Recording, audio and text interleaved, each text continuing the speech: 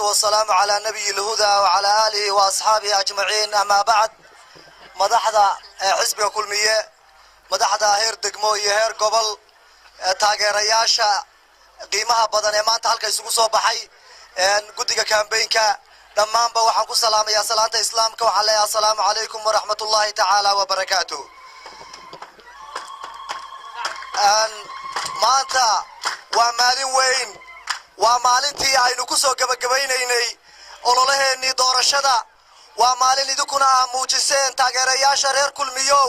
cududii iyo miisaankii ugu mugga weynaa insha allahu tacaala waxaynu ku xaqiijin doonaa taageeradeedana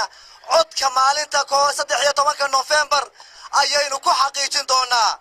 dhagaheennuna waxay intaa kadib maqli doonaan Muuse Biixi ayaa ku guuleystay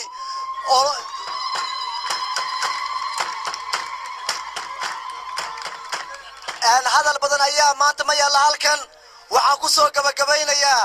bulshadii Caynaba joogtay boqolkiiba boqol kulmiyay boqrayaan waxaanay u bogeen barnaamijkiisa hagaagsan qoladii reer bedelu waari ma maqlaysaan qoladii reer bedeluna bakartay ka dhigtay boqolaana u dhiib iyo beenina waa socon weyday fashilu bay la baxeen maanta والسلام عليكم ورحمة الله وبركاته.